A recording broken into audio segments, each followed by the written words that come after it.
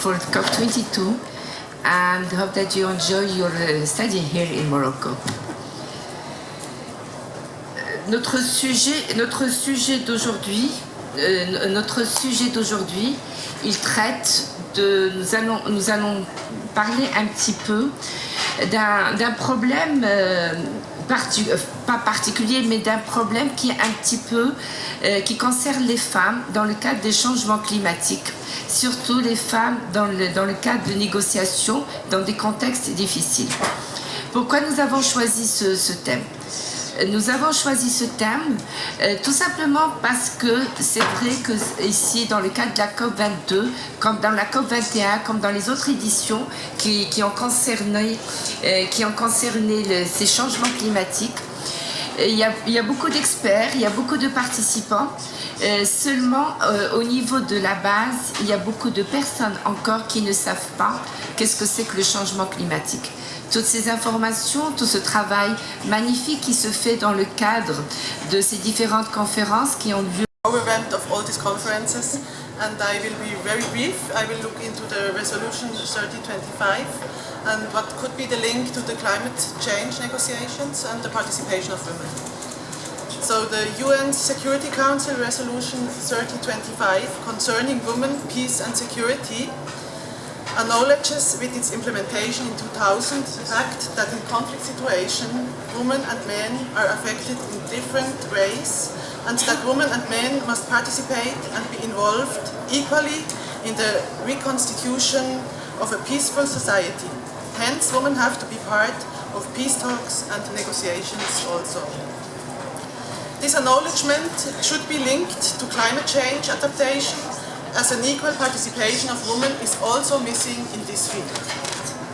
So the question today is not if, but how women could be included in decision-making processes and how climate change mitigation is gender responsive.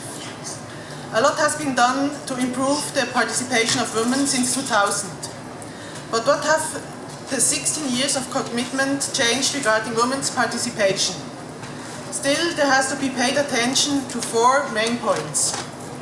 So we have to pay attention that gender is not becoming a separate issue which is not linked to policy.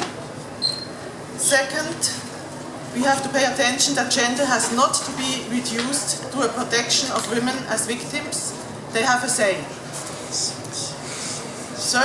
Third, women's participation has to be improved, but there is still missing a political understanding and a political will to improve participation of women. Statement on the slideshow, which says my goat is an asset and my girl or women is a liability.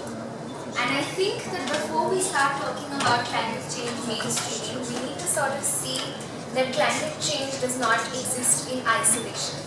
There is a system, there is an institution, and that institution being patriarchy, sort of, and other socio-economic problems being the bedrock of the status of women. So when we start talking about climate change adaptation and the role of women and how we can mainstream it, we need to see how this topic has been framed. So do we want to see women as weak? Do we want to see women as vulnerable, or do we want to see women as agents of change? Because when we talk about climate change, we see images like these, where you sort of dehumanize the problem. But where is the audience? Who is the woman that you are trying to locate? And how do they understand climate change? Because as we know, climate change is a domain that's extremely heavy on science, extremely heavy on jargon. Like if you just say UNFCCC, COP22, CMA1, CMP12, it's a lot. How does that translate into a real person's life? And how do you give that person voice or agency to do